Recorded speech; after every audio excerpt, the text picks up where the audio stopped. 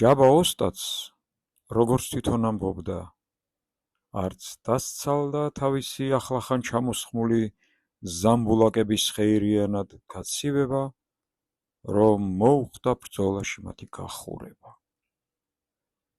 მოსკოურმა გამოცდილებამ უქმად არ ჩაუარა ოსტატს.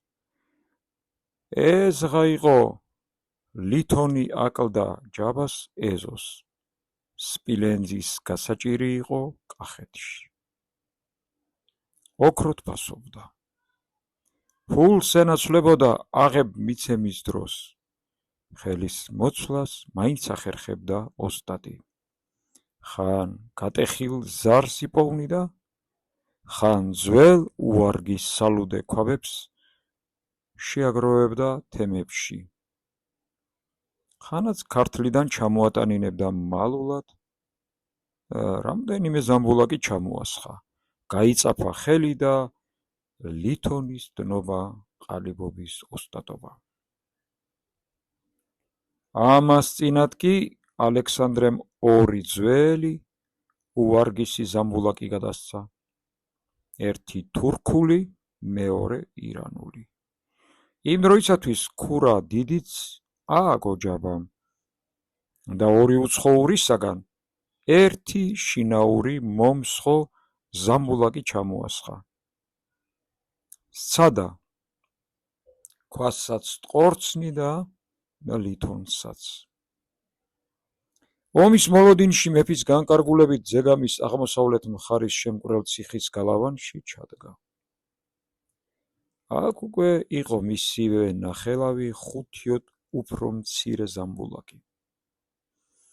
ალექსანდრე მეფის მიერ ნაბრძანები ბრძოლის რიგით, აქ იყო განზრახული შექა დარუბანდელი ფაშების ლაშქრის შემოტყუება, ზურგის მოჭრა და ჩიხვა. შერმაზან სარდალმა გამოცდილი ციხოვანი და მეტოფენი ამ გალავანში ჩააყენა. ზამბულაკები, საღორავები, დუღარეფისი და ნავთის მარაგი აქ მოაგროვა. თვით ციხე გალავანი ზეგამისა და უფადრის საკმაოდ ჩახრამულ და დატყიანებულ მოზრდილ ღელეებს შორის ვაკეზე იდგა. გარემო წყლით სავსე ვეებერთელა, ხანდაკი ერტყა. მის თავზე კი გორაკად შეყრილი მიწაზე ოთხმხრივი კოშკებით შემოსილი მაღალ გალავანი შემოსდგომოდა. შიგ ისეთი დიდი მოედანი იყო დაცული, რომ ციხის სასახლისა და სხვა სათავსოების გარდა მთელი ზეგამ ბაზრისა და ახლომახლო სოფლების დახიზვნა შეიძლებოდა. ხოლო შიშიანობის დროს საერთოდ აქ იმართებოდა ბაზრობაცა და ღვთისმშობლობაც. ამ ციხის ჩრდილო ზურგში შორი ახლოს იყო ამოფარებული საყდრის უბანიც, დიდი ბაზარიც, ბაღ-ვენახოვანი მხარეც და ზამთრის ბინებიც.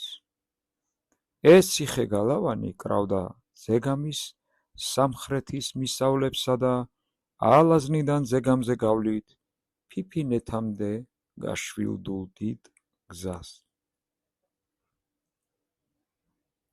ციხე გალავნის დაცემა ზეგამ ბაზრის სრულ დარბევას ნიშნავდა. ალექსანდრე მეფემ კი ვიწრო თათბირზე სარდლებს სულ მოკლედ დაუგდო მკვახე სიტყვა. ამ ბრძოლის სარდლობას მხოლოდ შერმაზანს ვანდობ.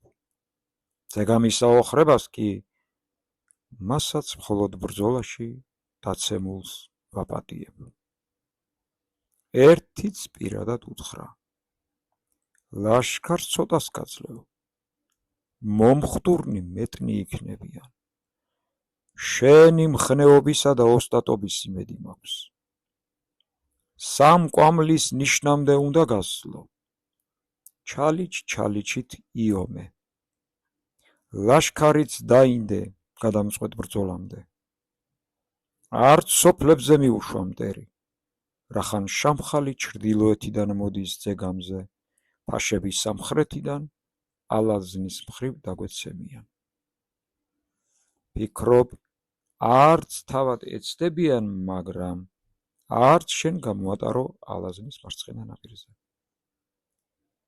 გიშ ალაზნის ხერთვისში მიწის ციხეში დავხვდები, სულ გაღმა შირაქის ბიამან ადგილებზე ვატარო. სამწყაროსთან კი გადმოუშვი ალაზანზე. იქიდან კი 2 იღაჯაა ამ ციხემდე. აქ დამივი.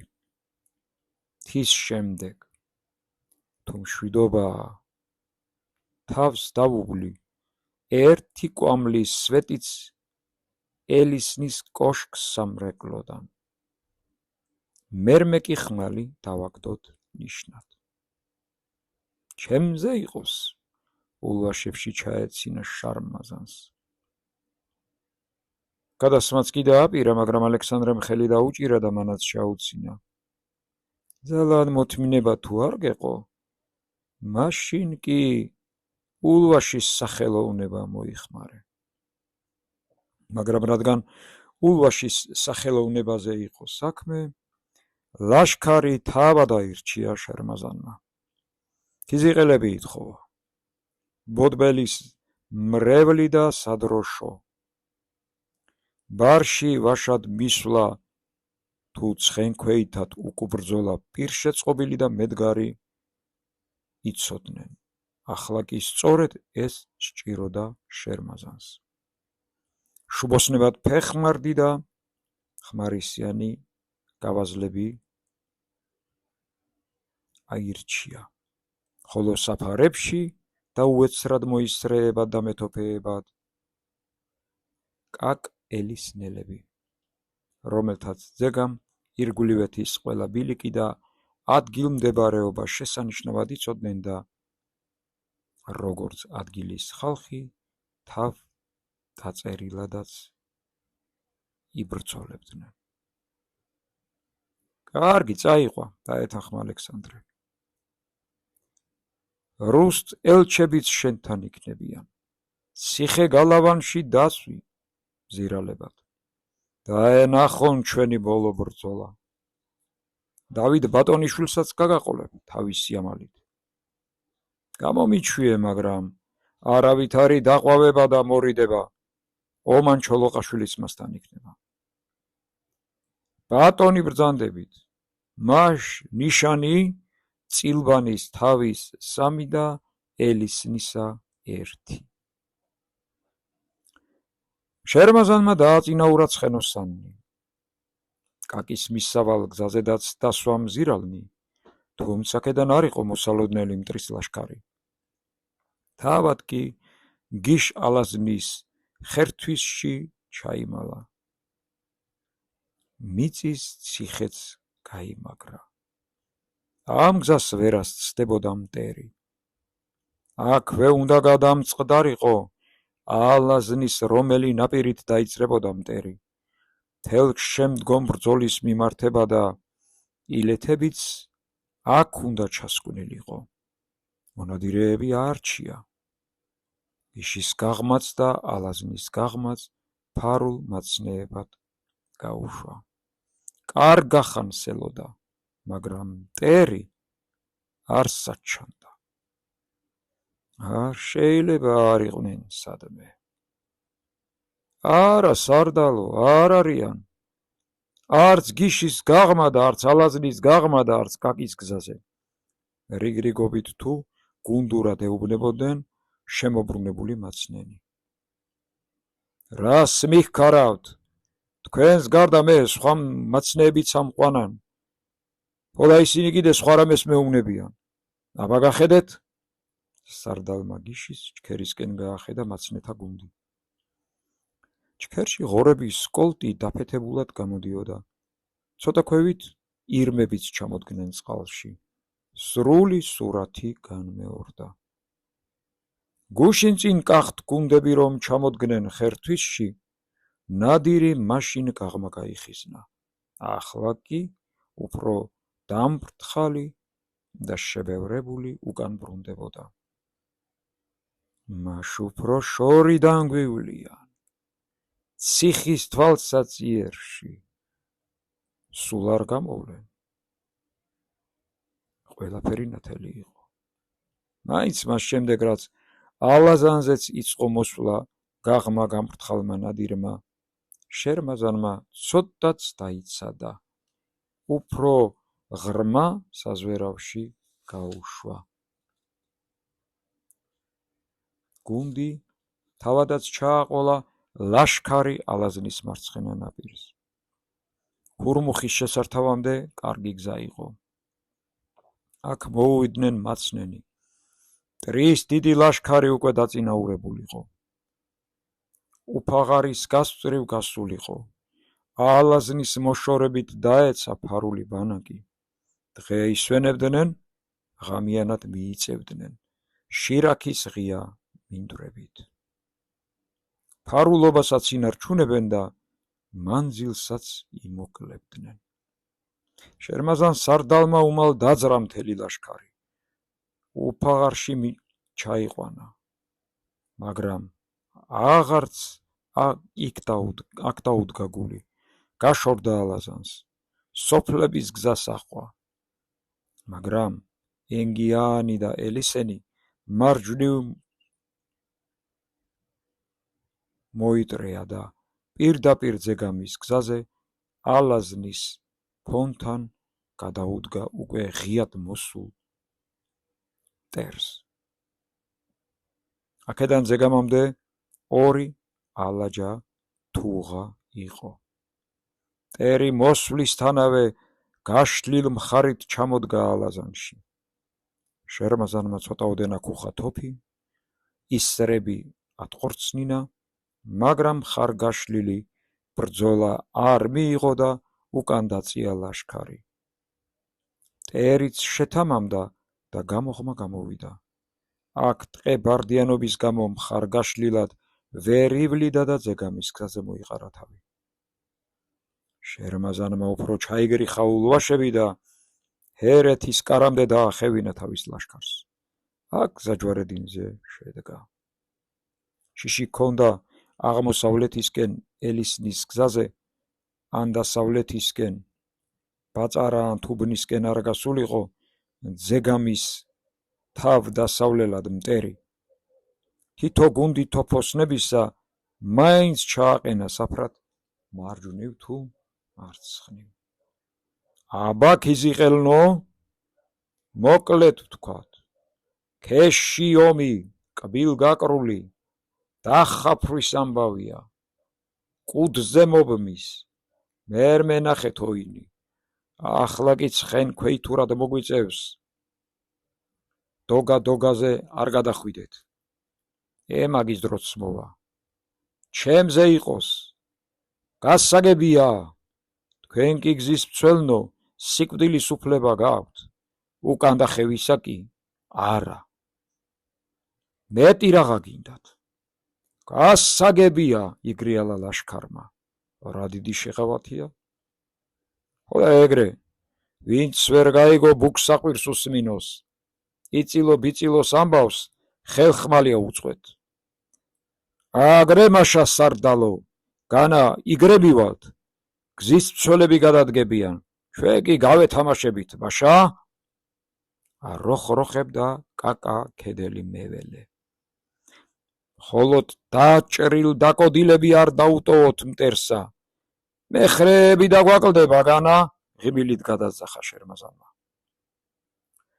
ხოდა მართალია, გუთნის დედად ვარგებულ ხარ სარდალო.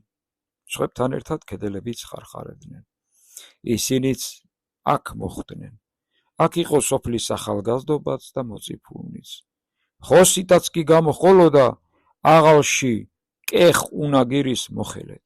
ქოხსალამურა კი მენაღარეთ და მესაყვირეთ ედგათ. აქვე იყო დავით ბატონიშვილიც. მასთან ახალგაზრდა თავადიშვილნი და აზნაურნი ახდნენ, დიდრულ კოპციად გამოწყობილნი და ნატიფი იარაღით ახკაზმულნი. ისინი ფრიად გამოირჩეოდნენ სადად და ძუმწად შეაბჯრულდა აღჭურვილ ლაშქრისაგან.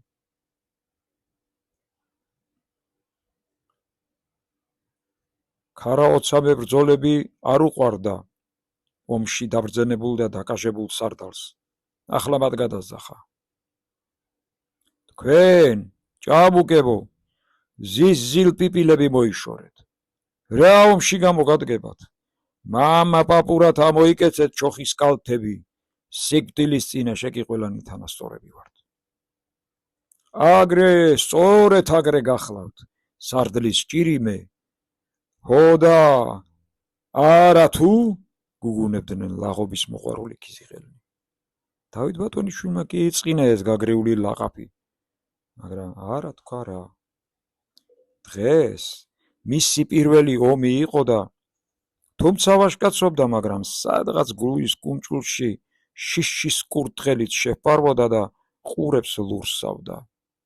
არა, მოშიშარი არ იყო დავითი, პირიქით ზედმეტი ბაქიაც, მაგრამ პირველი ომი მაინც პირველია და გარდა ამისა, დასახით შრების რიდი ჰქონდა საცოლე რაინდს.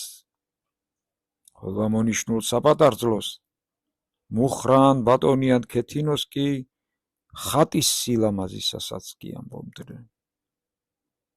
ცხენოსნები 4 ფრთად დაჰყო შერმაზან სარდალმა.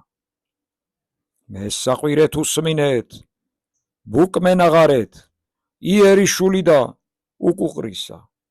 ჩემი სიტყვა არის, მენაღარეთ უსმინეთ, რა ბრძოლაშიაც არ უნდა იყოთ, თითლი ბაზური ომი იქნება. ალაზანზე გადმოსვლის შემდგომ დაწინაურდნენ შექა დარუბანდელი ფაშები, მაგრამ ჰერეთის კართან კახთა ლაშქრის დანახვაზე შედგნენ, ჩამორჩენილთ დაელოდნენ, ფრთა და მხარი გაუწყვეს ლაშქარს. შერმაზანი მათ თვალდასანახავში გუნდებს აბორიალებდა, თითქოს იერიშს ამზადებდა. ნამდვილად კი დროს ეთამაშებოდა.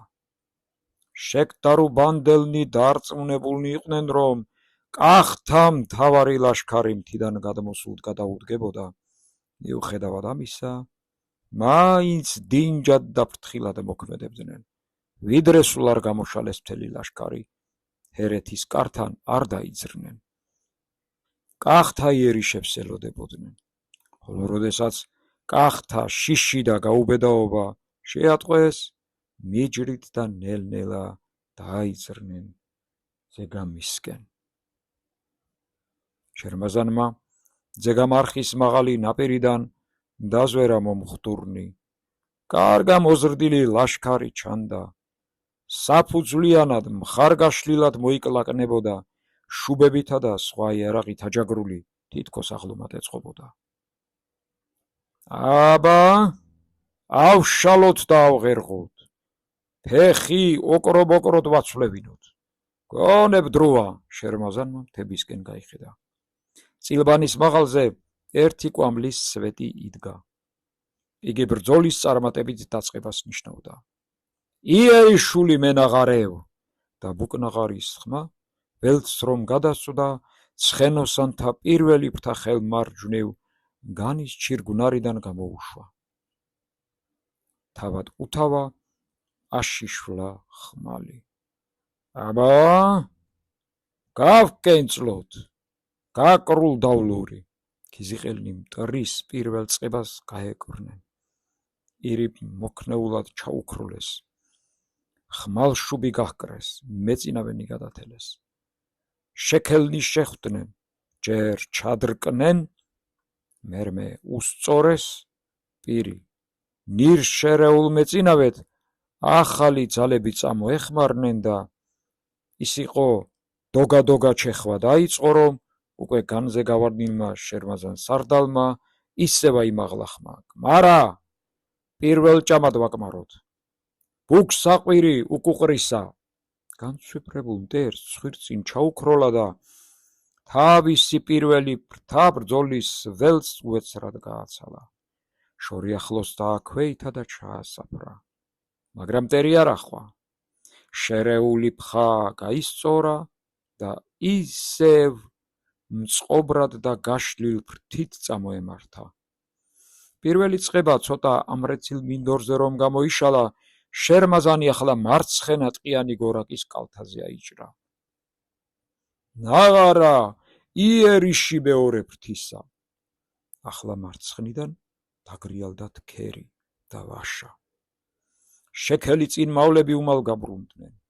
კახელებმა ჩასდიეს, ვიდრე მტრის მთავარი ლაშქარი არ წამოდგა ბრძოლაში. ველის თავში ერთი მაგარი რკენა დატრიალდა. კახელებმა არიეს მტრის ლაშქარ წყობა და უკუყრის ბუკის ხმაზე ისევ გამობრუნდნენ. ახლა კი დევნა უწყეს. შექელებმა ველზე გამოსდიეს, თითქმის მოსწყვნენ კიდევაც. ცხენფორიაქი შეიქმნა ჩალიან ველზე. შორიდან გულბრძოლას გავდა, თუმც ჯერ ერთხელაც არ გავარდნილიყო თოფი, ჯერ ხმალი იყო სრული ფალავანი, ხმალი და ცხენი. შერმაზან შმაგივით დაქროდა ყველგან, ძლივს ეწეოდნენ ამალისანი და მენაღარენი. ოდნავ განზე მსრბოლ დავით ბატონიშვილს თავბრუ ეხვეოდა. მას სულ არ ესმოდა, რა ხდებოდა ირგვლივ, თუმც მარტო იგი როდი იყო გაუგებრობაში. მრავლად სხვათაც ვერ გაეგოთ, რა სურდა სარდალს. კაცო, ეს ომი, ბუკ-ნაღარის კვრა, ცხენების ჭენება და ხმლის შორიდან ქნება ყოფილა? კვირობდა ქოხსალამურა. ეგეც პირველად იყო დიდ ომში. მალი გაყრისა, ჭექა შერმაზანმა და ვიდრე ქოხსალამურას ბუკზე გამოჰყავდა გაყრის ვიში, შერმაზანი უკვე ველის ბოლო ვიწროში შემაღლებაზე შევარდა, უზანგებზე ატოტვილი ხმალს მაღლა და განზე იქნევდა. ცხენოსანთა ფრთაუმალ მიჰყვა და წარაფოვანი გორაკის უკან გაუჩინარდა. ხოლო როდესაც აზვავებული მდევარი მოსწვდა და ჯიქურად მიასკდა ვიწროს, იქიდან უეცარი თოფის ბათქი გამოგრიალდა. დარუბანდებმა სხვა გზა აირჩიეს. წარაფოვან გორაკს თავს დაუარეს. აქ მოისარნი დახვდათ. ახლოდან სტყორცნეს, ჩაამოყარეს მეწინავენი, შეაფერხეს დარუბანდებმა, ხმლებით გაიკაფეს წარაფები. ფრთებიც შემოუკვერცხეს, მაგრამ შიგ აღარავინ დახვედრიათ. კახნი უკვე მიაქროლებდნენ ცხენებს. ასევე განმეორდა ღელის პირასაც. ზეგამ არხის მუხთანაც და ზედგზაზედაც.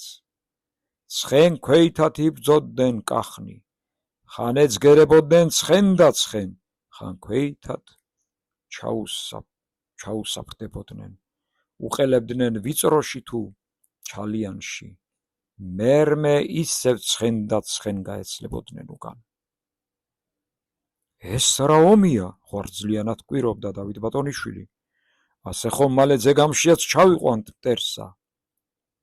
ციხე გალავანი რომ გამოჩნდა გზაზე, შერმაზანმა მესამე ფრთაც აშალა და შეამზადა, თავად ზეგამარხის მაღალ ყრილზე ააჭენა გადენილი ცხენი.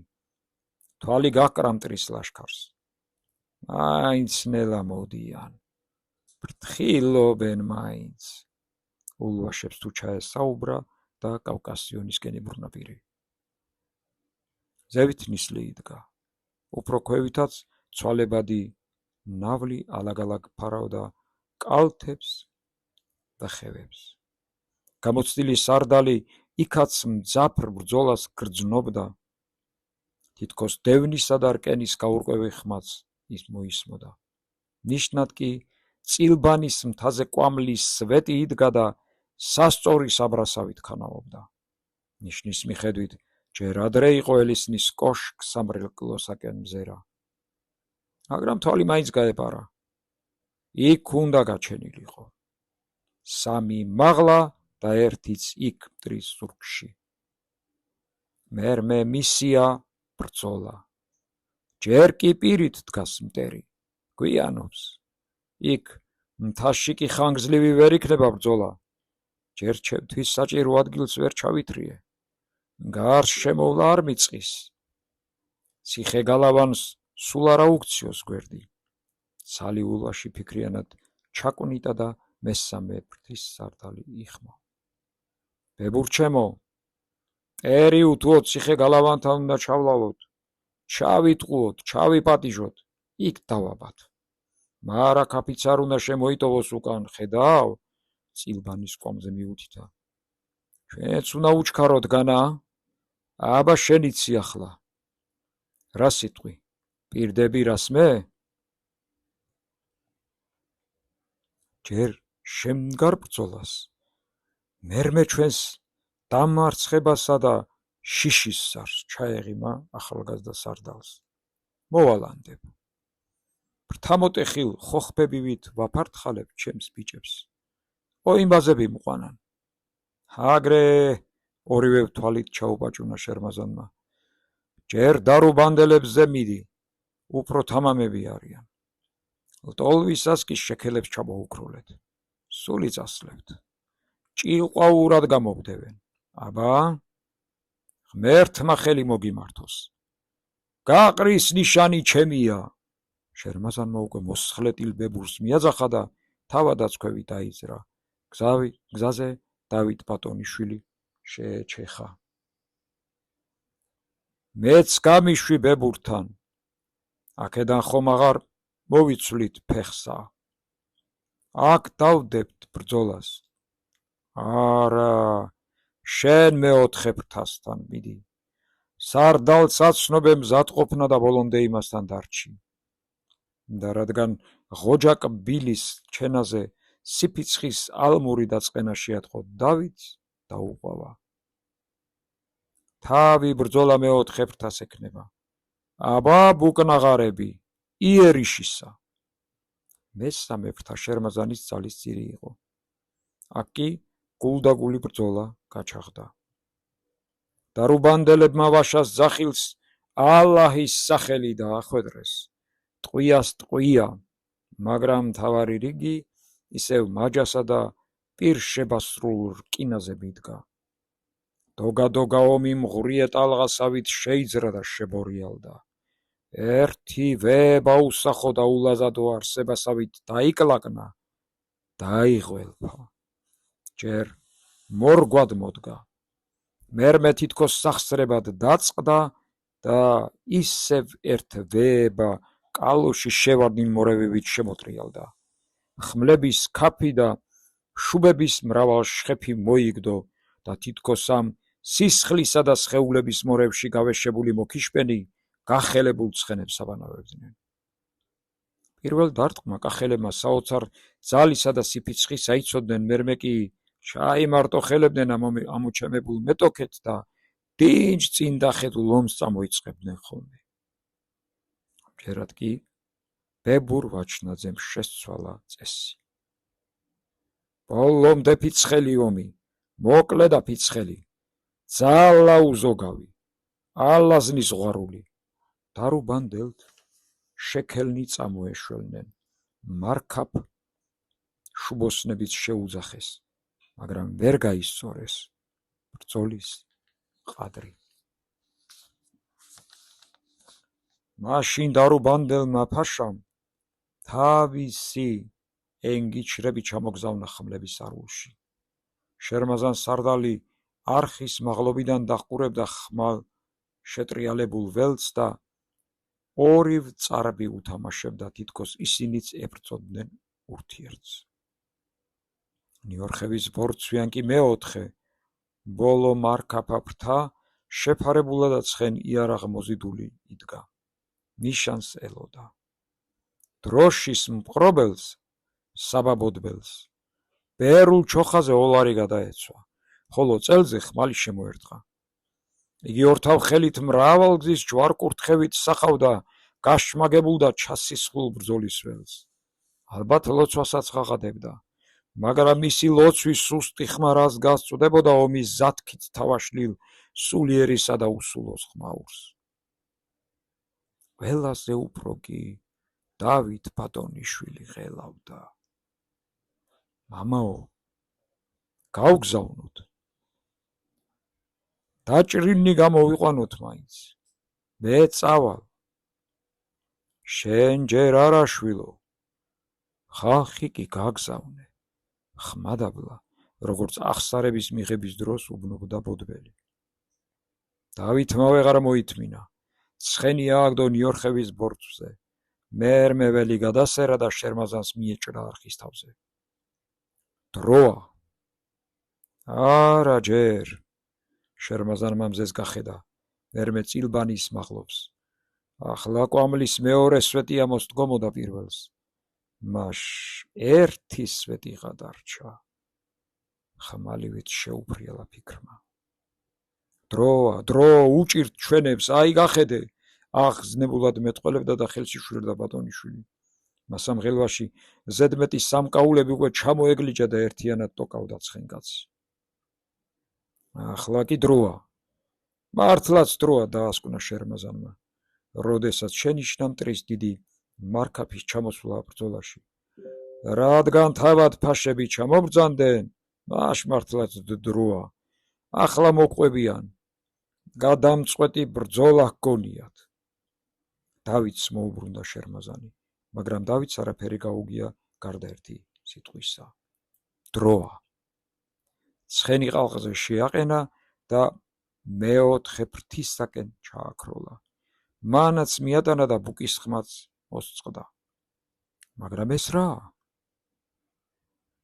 არა იერიში სასხმიანობდა ბუკი, არამედ მალგაყრისა და უკუქცევისას. ცხენიანად გახევდა დავითი. ბრძოლის ველზე სწრაფი ცვლილება მოხდა. ყველაფერი ხალხზე შედგა. ხმა ზათქი და სხეული კალო ერთიც შეფუვდა და გაიბზარა. მერმე ჯებირ მორღოულივით ერთბაშად წამოძღვავდა. ეს რაღა? ღალატი თუ ლაჩრობა? დავითმა ცხენი ბოდბელთან მიაგდო. დაწყნარდი შვილო. შერმაზანმა იცის. უკეთ იცის. რაღა დააწყნარებს დავითს, ბატონიშვილს. უკან ერთი ციხე გადარჩა. ისიც ადვილად შემოსასვლელი და მერმე ძეგამი. კახნიკი თითქმის გამარჯვებული ბრძოლიდან უკან იხევენ. დამფრთხალნი. დაგლახებულნი. დაწიოკებულ ქათმებივით თავები მხრებში და ღლიავებში ჩაურგიათ. ხელებსა და მათრახებს შერეულად ასაფსავებენ. კუდებსა და კუზებს აჩვენებენ. ვიღაც ფაშებს. აღარც ვაშკაცობა, აღარც თავმოყვარეობა, აღარც სირცხვილი. ზედაც მაღალი შიშნაკრავი ძახილი ჩავარდა გაბზარულ ბრძოლაში. ვაიმე! გვიშველეთ! ნუ მოვკლავთ! ევალა! ეს კი მეტისმეტი იყო. აქ იყო დავით ბატონიშვილი, მეფის ძე და იქნებ ხვალინდელი მეფე, დიახ, მეფე. ვინიც? და აქ კი იგი იხსნის, იგი ნახონ მისი ვაშკაცობაც და ცხენს დეზი ჰკრა, მებუკეს მივარდა და ვიდრე ქოხ სალამურა რაიმეს მოისაზრებდა, ბუკი გამოსტაცა. მე მომყევით კახნო და თავად ბუკი აღმართა, მაღალხმიანი იერიშული დააკუხა, ასევე კუხება კუხებით დაეშვა ბრძოლის ველზე. მეოთხე ფრთა ნიორხევის ჩრდილობს მოსწყდა და გუგუნ ბუბუნით უკან გაყვა. ბრძოლის ველზე კვლავ ყველაფერი აირია. მესამე ფრთა ახლა ისევ მიუბრუნდა მტერს. ერთ თურთ შეასკდა და ფხაშერეული მტერსა და მოყვარეს შორის გაიხირა. დაიბნა მტერისა და მოყვარეც, მაგრამ მტერი უფრო მრავალი და იერიშზე მოსული იყო. მეორე ფრთის პირველ დარტყმას კი ცოცხალ ღობედ შერეული მესამე ფრთა დახვდა. დაწინაურებული დავითი ძლივს მისწვდა მტერს და ბუკი თავზე დააფშნა. გადათელა და მხოლოდ მერმე მოისაზღვრა ხმლის გაძრობა, მაგრამ მოეცრა წინ შერმაზან ჩოლოყაშვილის ვეება შეფაფრული ულვაში და ელვაგაკრული თვალწარბი გადაეხირა. უკან რას ჩადიხარ ბატონიშვილო? მაგრამ დავიწყია დარჩენილ პირიდან ღოჯაკბელი გამოშოროდა და მჭღავანა ვაშას გულისყური ერთიანად წაეღო. მაჩხად გაქაჩულ თვალისუპეებში შეუპოვრობა ესახა, ხოლო მოსაზრების ნატამალი დაკარგოდა. წუთიც და იგი მტერმოყრის ორომტრიალში შთაინთქა. შერმაზანი ისევ ძეგამ არხის ყრილზე შევარდა, ბრძოლის ველს გაკრა თვალი, ხელიდან გასხლეტილი ჰქონდა ბრძოლის სათავე. რა მიყო ამ ლაწირაკმა?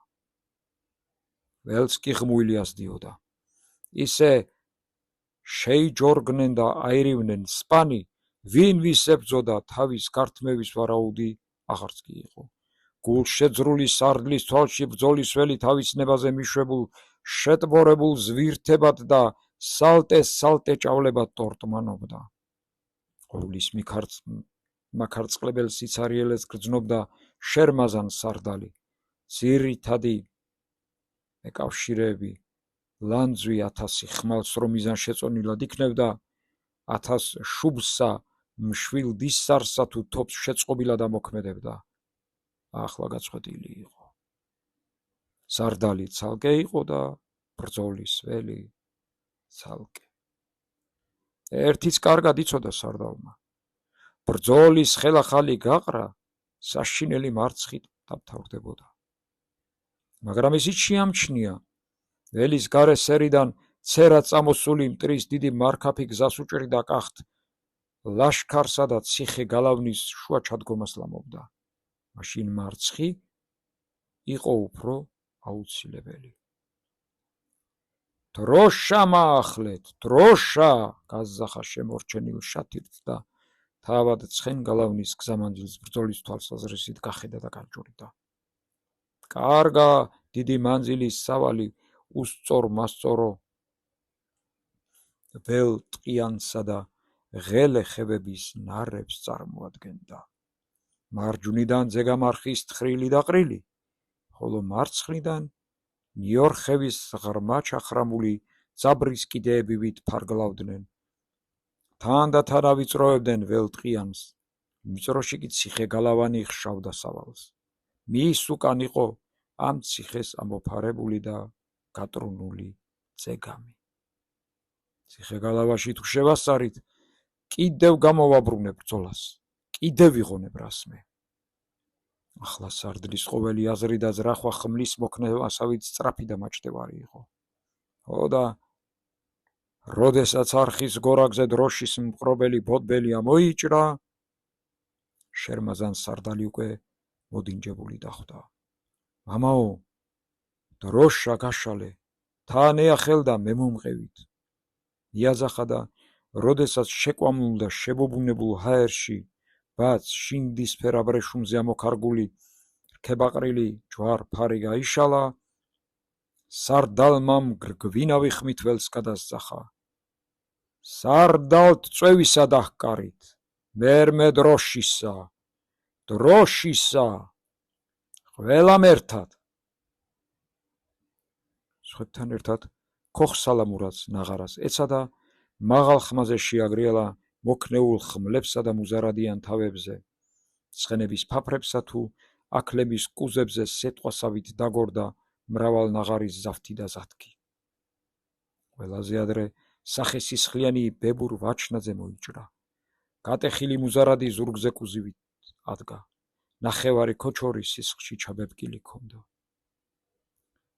სარდალო, რაც შეირია ბრძოლა, ხრინწიანად მიაძახა და ხელხმალი ბრძოლის ველისკენ გადაუქნია. გამიშვი, ძლიერ უჭირთ ჩემებს. ზედაც ზალ ჯორჯაძემ მოაგდო შეკოჭლებული ცხენი, თავადაც ძლივს სიჯდა სწორად, შეხეულ ჯაჭვის პერანგს სისხლი წითელ ბაღდადივით ჩამოჰყოლოდა. აქ იყო იორამ თავადიც, მოხუცი აბელი, სვანიც. დავით ბატონიშვილი კი არ საჩანს, წამოიძახა ბოდბელმა. მე ძეგამს ვიცავდა რა უგუნურ ბატონიშვილს, თავი ვეღარ შეიკავა შერმაზანმა. მეტი რიხი დროშისა, მეხის დაფდაფი. მენაღარეთა დასტებს გადაზახა და ჩაუქროლა. ნაღარას ახლა დაფიცახვა. ერთი წუთით დაფარა ბრძოლის დგანდგარი და ყველას გულის ყურს მისწვდა.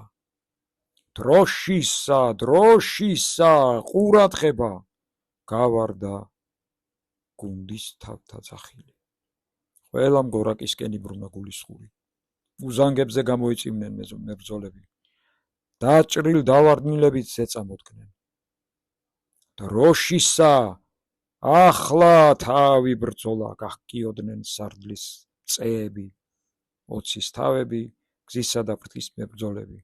სარდალმა კი ორი სიტყვით ახალი მიმართება მისცა ჯერ კიდევ შერეულ ბრძოლას. დაფ ნაღარა, დროშისა და მედგარიერიშისა. დაოდნავ რომ შესწორდნენ კახნი, სარდალმა ისევ შესცვალა უკვე ხელში დაჭერილი ბრძოლის გეზი და კვალი. მარტო დაფდაფი, გეზი დროშისაკენ, აბა მომყევით, დროშის ირგვლივ. შერმაზან სარდალმა ცხენი ქვევით დასძრა. ჯიქურად ყველა ერთად მისვლა დროშისკენ. ყოველ მხრივ ისმოდა ხმლების რეჩხი და კრიჭაში გაცრილი ძახილი. შერმაზანმა უკვე დინჯად მოავლო თვალი მოახლოებულ სარდლებს და ლაშქარს. მას შემდეგ, რაც ისევ მაჯაში იგრძნო ბრძოლის ფეთქვა და ფაფარი, ისევ აღუდგა ფიცხელი გამჭრია ხობა და თვალს სიჩუბინე.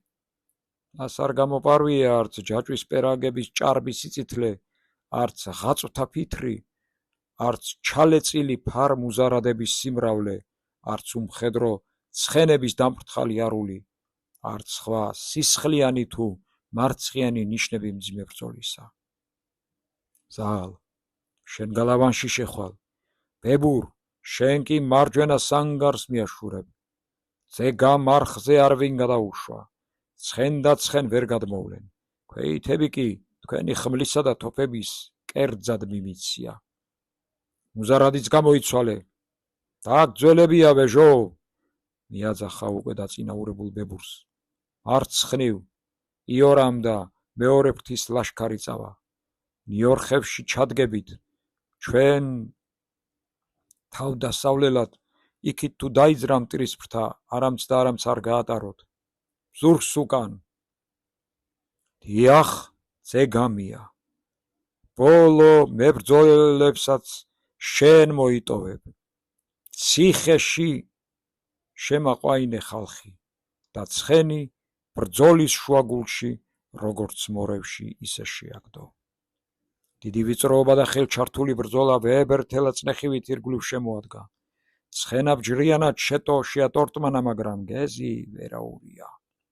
შერმაზან სარდალმა გზა ხმლითა და ცხენის მკერდით გაიკვლია. ბრძოლას ძირითადი მიდრეკილება კალოს პირივით შემოუბრუნა. მარჯვენა ფრთიდან შემოვლის საშიშროებას უგანა და უზანგებზე შემდგარმა ერთიც უწვდინა თვალი ბრძოლის ჭაუცსა და ბზრიალას. აი ახლა ისევ მასთანაა აკახთ ლაშქარი, თითოეულმა ისევ იცის, სად არის ბრძოლის თავი, ძირი და სად არის დროშა. უკვე მარტო ხელად კი აღარ იბრძვის თავგზააბნეული მებრძოლი, არამედ ბრძოლის ერთ ხმალშია გაწკიპული და გაწვართული, ერთიანთებული პატრუქი გასდევს ყველას ნებას. სარდალი თავის ნაშიშვლ ხმლის ვადაში გრძნობდა თითოეულ მებრძოლს და ხმლის წვერზე მოძალადის მედგარ იერიშს. ახლა კი მოჰყვებიან, არც აირევიან. გაცლის დროც ხომ სწორედ ახლა, ყველაფერი ყალიბშია გამოყვანილი. წეღანაურიეს ხელი თორე უმჯობესი იქნებოდა ბრძოლის გვირისტი. ახლა კი დროა. გამჭრია ხობა და ხმალ ულვაშია საქმის საბოლოო ბედისუფალი. აბა, ახლა კი მალი გაყრისა. სარდლებო, უთავეთ თქვენ ფრთებსა და გუნდებს, დაჭრილები და ცხენ გამოკლებულნი პირველ ყოვლისა, უკან არავინ მოგჩეთ. ბოლო მებრძოლებად თქვენი არეთ სარდლის მწეებო. როგორც პირველ შეყრისას, ისე გაყრიშამს ახალ ცეცხლი გაიკიდა ბრძოლამ. ხმალაბჯართა ჯახში მალ გაყრის ბუქსაყვირი ისე გაისმოდა, როგორც აბეზარა ბუზანკლის ხმა, მაგრამ ქიზიყელნი რამდენადაც ჯიბრია და თავის ნათქვამები იყვნენ სოფელში და თემლხინში, იმდენად დამჯერნი და სარდლის სიტყვაზე თავდაწერილნი იყვნენ ბრძოლაში. აბა ერთიცა გაყრის ჟამია, ცოტა მივწიოთ მტერი. ხალვათა გზა გჭირდება, განა? ფარგა უძრობლად, კლავით, სახიდან ოფლი მოიწმინდა ქედელმა კაკამ და ცხენი წინ დასძრა, სხვებიც მიყვნენ. აბა, დაჭრილი, მიაძახა ქვეითმა და პერანგ ჩახეული და სხლიანებული მებრძოლი ცხენის ჯიდაოზე გადაუკიდა. მოიყვა, ბიჭოს, სოსია ყოფილა. არა, ოლოლე თქვენა, ჩვენი მენახირე კიდევ გჭირდება. ფარიანი ხელი წელზე დაადო და გზა გაიკაფა. ქედელები ყაყანყიჟინით მიყვნენ. მტერი საკმაოდ გააბრუა და მოღალა შერმაზან სარდლის სამდენმა გვირისტებმა. წადგომა უკუდგომამ, გაკენწლამ, დავლურმა თუ ცხენქვეითმა ბრძოლამ, მაგრამ ბრძოლის შერევის შემდგომ ფაშებმა აქვე ველზე სცადეს თავის დავლა, თანდათან წათამამდნენ და როდესაც კახნი უკუიქცნენ, ფაშები ლაშქარ მარქაფაღალიანად უკან მიყვნენ. ხელმისაწვდომში უკვე ციხე-გალავანი ჩანდა, თუმცა მათი მზერა იქ აღარ ჩერდებოდა. ციხის იქით იყო ზეგამ ბაზარი, ქულბაქებ ქარვასლიანი, საყდარ სასახლიანი, საერთოდ უკვე ადვილად მისაწვდომი და საშოვნელი სარბევი და საალაფო. პირველი შევალთ, შამხალს შევასწრებთ, ჩვენზე ადრე უნდა გადმოსულიყო, არა გვაცნობარა, მაგრამ ჩვენ უფრო ადრე შევალთ. და რუბანდელმა აღარ ინება წინასწარ განზრახული, შორს შემოვლა ციხე-გალავნისა აღარ უჩნდა საჭიროდ. თუ მაინდა-მაინც ახლოს შეიძლებოდა შემოვლა, თუ პირველ მისვლით ვერ აიღებდა ციხეს, ციხე კი მაინც ასაღები იყო. მაშინ კი მოსცემდა არზრუმელი თურქმეციხოვნეთ შიგ ჩასაყენებლად. ფაშამ გაქცეულ კახთა վել ვიწროშიც შეიყოლა თავისი ლაშქარი. შექელებიც ასე მოიქცნენ. კახნი კი ციხე-გალავანისკენ მიერეკებოდნენ ცხენებს. იორამის ფრთა მძიმე ბრძოლით იხებდა. ხელდინჯად იბრძოდნენ, ზურგის ფარავნი, დროს იგებდნენ, ჩამორჩენილთ შველოდნენ. დავით ბატონიშვილიც იმათ გამოიყვანეს მტრის დარევიდან. რა იქნა? ამდენი წაჯექ უკუჯექობა, ომობ თუ ბურთის თამაშია, ცხარობდა იგი და ხმალს ზედმეტი სიფიცხით ხშირად ამაოდ იქნევდა. ციხისთავმა ალაყაფი ღია დაახვედრა შემობრუნებულ ლაშქარს. კარიბჭესთან გაიყარნენ სარდლები. ბოდბელი დროში თურთ და მეოთხე ფრთის მებრძოლნი გალავანში შევიდნენ. გარეთ განწესებულნი კი მარჯვნივ და მარცხნივ წარაფ მაყვლიანში მიიმალნენ და ზეგამის ახლოს შემოსასვლელები გაამაგრეს. შერმაზან კარიბჭესთან ბრუნავდა და ახალ ბრძოლის საქმეს არ იგებდა. აბა, გარე სანგრებში იმაგრეთ, მალე იქნება ნიშანი. გვიან სამხრობას არ გადააცდენს მეფე. გალავნის მაღალი კოშკი დაისვით თვალის წამწამზე. დიდი ალი და კვამლის საერთო მოსვლის ნიშანია. მერე კამეჩები ვით მივაწვეთ, ქიზიყელებო, გაღმიდან ცივ გომბორი გვიმძერს, მის ყვავებს მტრის ხორცს ნუ გამოულებთ. სიტყვის ნაწყვეტები იკარგებოდა ფლოქვების თქერის ხმაში, ველის მიწად განდგარებდა, ბუქი აფრას აფუებდა. დაჭრილები ბლომად შემოიყვან შემოზიდეს გალავანში. 10-ოდ ტყვე დაკოდილიც მოასწრეს და გალავნის საკნებში ჩაჰყარეს.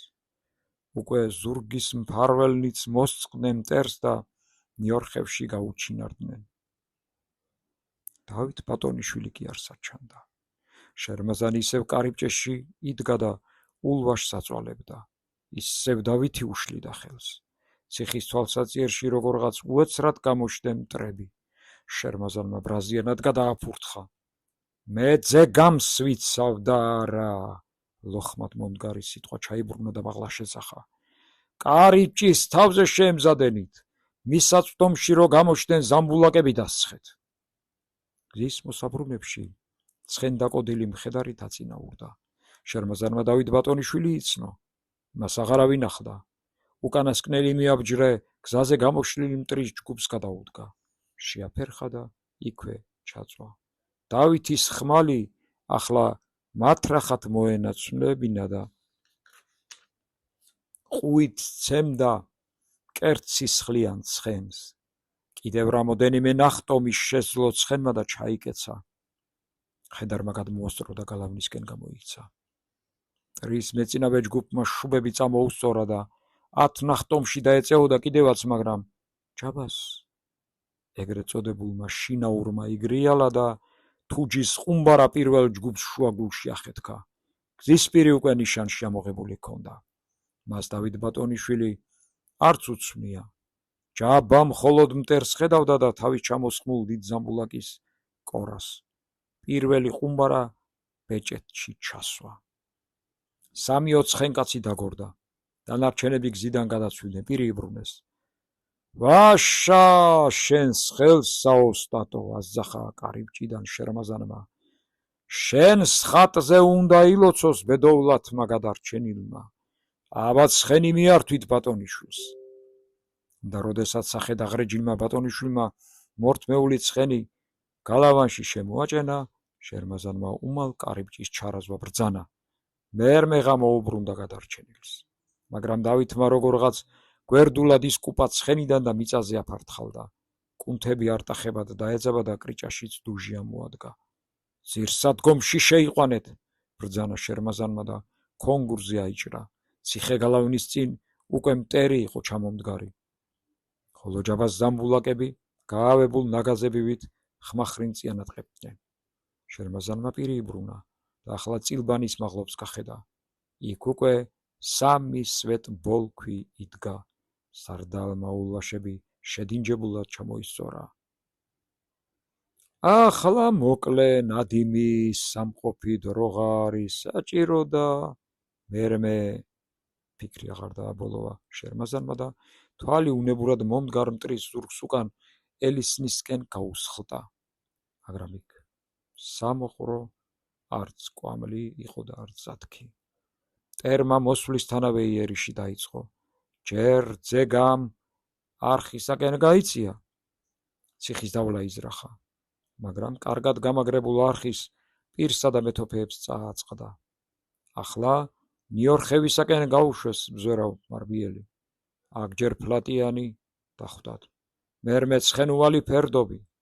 მზევიდან კი მეთოფენი და მოისარნის თესავდნენ სიკვდილს. შეკტარუბანდის ფაშები მხოლოდ ახლა მიხვდნენ, რომ ციხის საუღებლად ძეგამ ბაზარს გასვლა არც ისე ადვილი იყო. ისევ ციხეს შემოეწყნენ აღმოსავლეთით.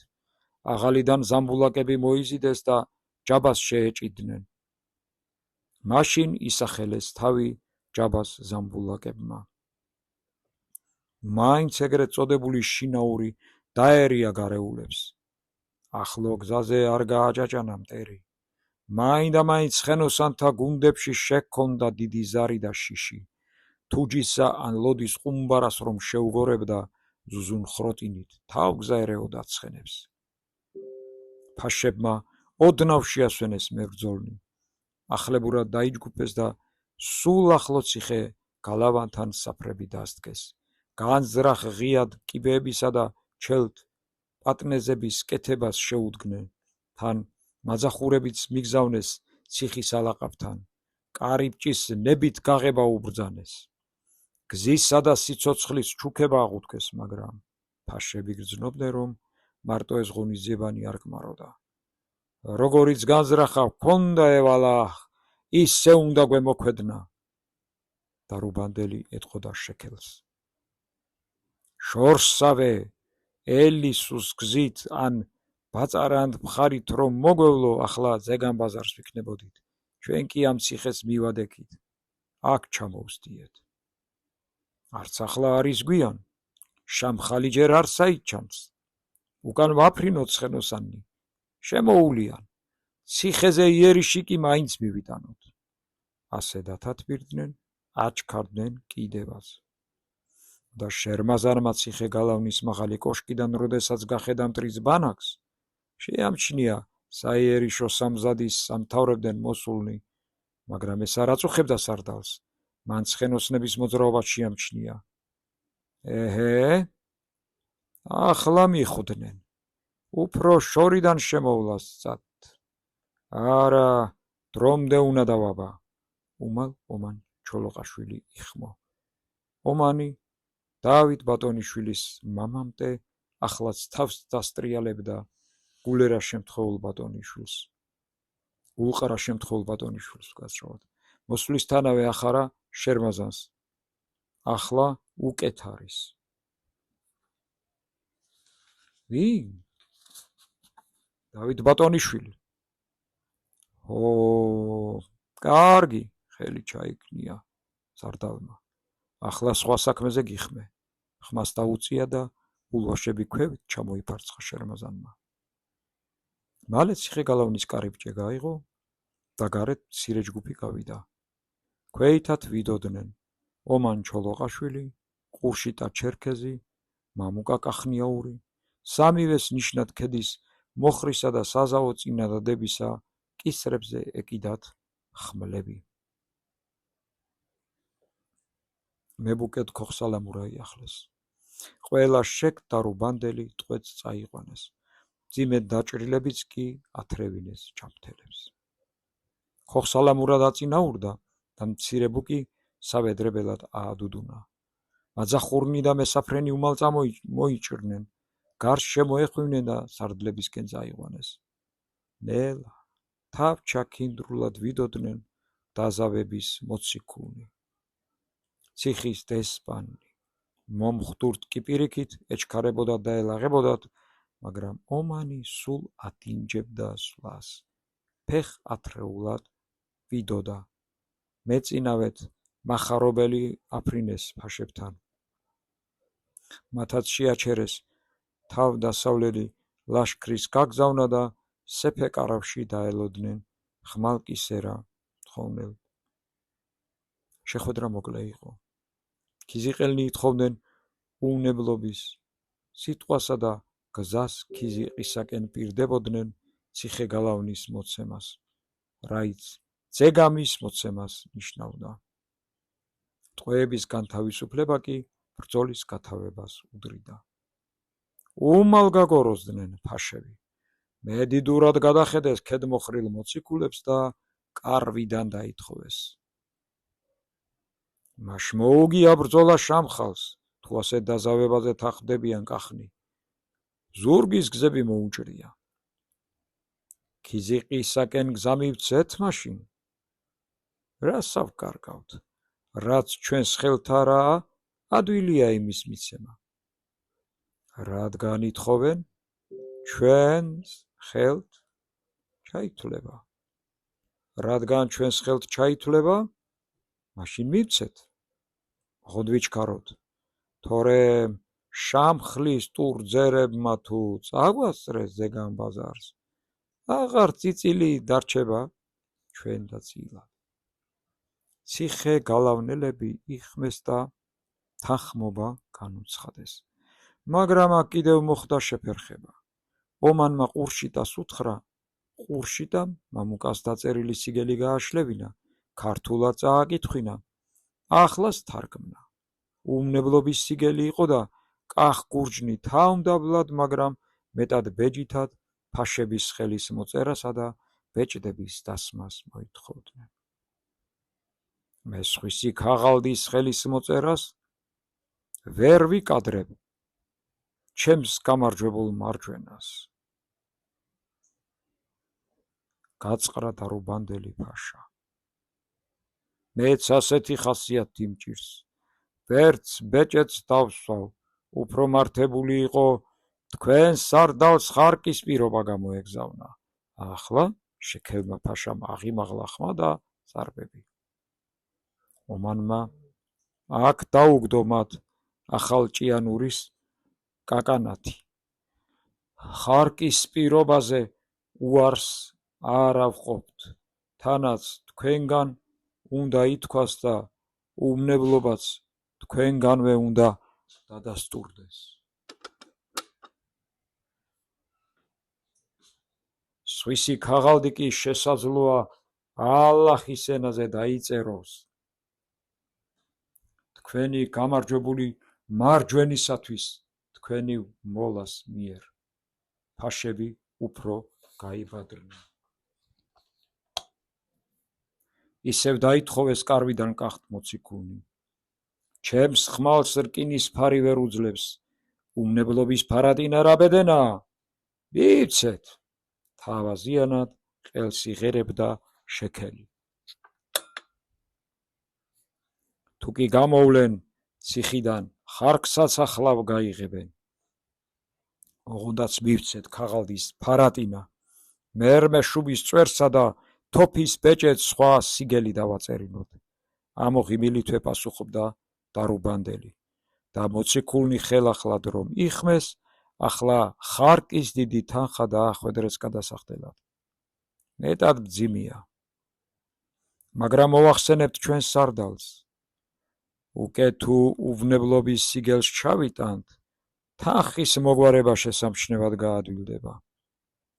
დარუბანდელი და შექელი კეთილი ვაჭარნი იყვნენ. ასეთი ვაჭრობა სავსებით კანონზომიერად ჩათვალეს. მოლა ახმობინეს ფარატინის დასაწერა და ვიდრე ყველაფერს გაასრულებდნენ, საკმაოდ დროც გავიდა. უკან კახთ მოციქულნი უკვე ხმალ შემორტყმულნი ბრუნდებოდნენ. დროც გაჭიანურებული იყო. ხოლო თავ დასავლელი ლაშქარი ხომ სრულიადაც შეჩერებული. კახთ მოციქულთ ფაშების მეგამრიგეთა გარდა მრავლად ყაჩაღანა მოლაშქრეებიც აედევნენ. ხორაგისა და დავლის სუნი ეკრათ. მაგრამ ციხეში მხოლოდ კახნი შეუშვეს. დანარჩენთ კი ცხვირწინ გამოუკეტეს კარიბჭე. ხოლო ცოტა ხნის შემდგომ საღერღე ლაშქრილ მომხდურთ ლაშქრის წინაშე გალავნიდან ორი დიდი კუკი გადმოეკიდა. თითო გოგრას თითო გაბერილი გუდა ჰქონდა მობმული. ხელხელად ფლასის ძველი დაეგრიხათ. გოგრებზე თვალპირი იყო მურით ნათხიბნი. ერთს ვაცისა, ხოლო მეორეს ყოჩის რქები ჰქონდა გაკეთებული. ხოლო კოსროზე ერთს თუ ხამართული ჩალმა ეხვია, მეორეს კი ყიზილფესკა. ხელში უნებლობის სიგელის თითო ნახევი ემყრათ. ერთი გოგრაგუდა დარუბანდელ ფაშას სახავდა, მეორე კი შექელს. ასეთებად ენახა ისინი ქოხსალამურას. ამ გოგრაკუკების ოსტატს. უმალ შეიცნო ისინი ფაშების ლაშქარმაც. ახლო მოდგნენ მრავალნი. გალავნის კედელზე მესაკრავენიც გადმოდგნენ და სათამაშო დაუკრეს. თოკზე ჩამოკიდებული გოგრაკუკები კი ხელფეხის სავსავით აცეკვდნენ. მაშინღა გამოირკვა, რომ ერთს ცხენის ძუა ეკიდა გუდის პოლორჭიკზე, მეორეს კი ძროხის კუდი. მეცი ხოვნენი და ციხეს შეფარებული მთელი ლაშქარი გალავანზე გადმოდგა. სიცილ ხარხარით გაყურებდნენ გამასხრებულსა და გაფასრულ მტრის ფაშაკუკებს. შეკდარუბანდელი ლაშქარიც ულახლო მოდგა. სანახაობა ყველას წადდა, ყველას ხიბლავდა, თითქოს თავისებური დროებითი დაზავებაც კი გააჩინა ამ გალავნის თეატრონმა. არც გალავნიდან, არც ქვევიდან აღარავინ ისროდა თოფსა თუ ისარს, თვით ჯაბამაც კი დაადუმა თავის ზამბულაკები. ახლა ქოხსალამურას ღარი იყო. იგიც ღიად გადმოდგა გალავანზე და მაღალი ხმით ერთობლივ მტრისა და მოყურის ასმენად წაუმღერ წაუძახა. რისთვისა და რაზედაო, გოგრა გუდის ხმაზედაო. ორი ფაშა ფარფაშთა ციხე გალავანზედაო. გოგრა გუდა, გოგრა გუდა, გოგრა გუდა იგრგვინა მთელმა გალავანმა. მტრის ბანაკშიაც შედგა რამღრიანცელი. ვინა ხართ დარდიმანდიანნი? გოგრა გუდებს შეეკითხა ქოხსალამურა და მერმე შეცვლილად გოგრულ ხმით თავად გაეპასუხა და ამღერა. შექელდარუბანდიანი. სწორია, აღგრია. გვანან, ათამაში, აფარფაშე გუგუნებდა გალავანი. ქოხსალამურამ ფერხულის ხმა ააყოლა საკრავებს. მთელი ციხე გალავნის ლაშქრობამ ერთი ტაში და გოგრა გუდის შეწყობილი ძახილი გამართა. გოგრა გუკები კი ახლა უფრო ჩქარჩქარა, აასაფსავა და აამღერა ქოხსალამურამ. გოგრის თავი გვაბიაო, ვაწყო ჩური რქები ზედა. გოგრა გუდა, გუდის ტანი გვიდგიაო, ძონძის ხელფეხები ზედა. გოგრა გუდა, თითო კუდიც კვიდიაო, ჭაკისა და ძროხის ქვედა. გოგრა გუდა, გოგრა გუდა. ბანად გუგუნებდა გალავანი და მისი ხმა რიხად და სისვად ედებოდა ყბადაღებულ ფაშებსა და მათ მლიქვნელთ. თორემ ისე მტრის მრავალი მებრძოლით სიამოვნებით უმზერდა მაღლა გურჯ გალავანზე ოიმბაზურადაც ეკვებულ ფაშებს. სანახაობა უფრო გაცხოველდა, როდესაც ფაშებმა ზამბულაკები უფრო ახლო მოადგმევინეს, თოფისრის სროლად ყორცნაც უბძანეს ლაშქარს. მიზნად ყველამ გალავანზე გადამოკიდული გოგრა გუდები ირჩია და ყოველ მორტყმაზე სიცილ ხარხარის ახალი ტალღა ეუფლებოდა გალავანსა და მის მიდამოს. შერმაზან სარდალი კი ცალი თვალით მტრის ბანაკსა და იერიშ სამზადისას ჩხიბავდა, ხოლო მეორე ელისნის მხარესაკენ ჰქონდა მიბორკილი და როდესაც გაცეცხლებულმა ფაშებმა ცხენოსანთა ფრთაც გაგზავნეს თავდასავლელად და თავისი ზამბულაკებით ციხის კარიბჭეს დასხეს, სწორედ მაშინ ელისნის კოშკს სამრეკლოზე კვამლმა თავი მორცხვად წამოჰყო, მიმოიბოლქვა და მერმე შეყუჩებულ დარში ცას სვეტად და იმედად შეუდგა. აი დედასა, კელაპტარივით არა იწვართა მადლიანი. ღრმად სული ამოიღო სარდალმა და საბაბოდბელი იხმო. რუსთ ელჩებიც მოიგონა. აბა ახლა კი ჩვენი დარიც დგება. ოდნავ დაასწრო მოალყეთა ბრაზის იერიშს და თავისი ნიშანი მისცა. ციხე გალავნის კოშკზე ცავარდაალი. ჯაბამაც ეგრეთ წოდებული შინაური დააგრუხუნა. ბუკნაღარამ საიერიშო დაჰკრა და ყველამ კარიბჭეს მიადანა. გალავნის თავანიდან ყველას გაჰყვა ხალისიანი ღიბილი და ქოხსალამურას ლექსის თუ კილოს მარცვალა ჟღერა. გალავნის წინ კი უეცრივ შეიცვალა შემომტევი ლაშქრის იერი, უკან მიჯგუფდა და თითქოს გეზიც იცვალა. მალე კი აშკარად შებრუნდა და წინსვლა იწყო. ჩანს ბოლოში დაჰკრეს გველხო კერას. თავი იბრუნა. ახლა ჩვენ დავკრათ კუჩში. გადაუთარგმნე ყურში ტავრუსთ მზირავთ. ახლა ნახონ მეფისა და სარდლის თავბოლო ნაგდები ბრძოლა. შერმაზან სარდალი კარიბჭესთან რომ ჩავიდა, საბა ბოდბელს უკვე დროშა გაეშალა და ცხენ და ცხენ გაწყობილ ლაშქარს უქადაგებდა. ყველა გარინდებული იდგა, მაგრამ სახეებზე ეტყობოდათ, მათ გულისყურამდე მაინდამაინც არც თუ აღწევდა დროშისა და ჯვრის მყრობლის ზვიადი ლოცვა. ელისნის კოშკზე დანახული ნიშანი და გალავნის გარეპირზე დაკიდებული ორი ფაშის გოგრაგუ და გულის პრიანს სხვაგან უდრეკდა. კუკების ხუშტურით შენაპყარებს კუკის ფაშებზე და მის ლაშქარზე მისვლა ეჩქარებოდათ.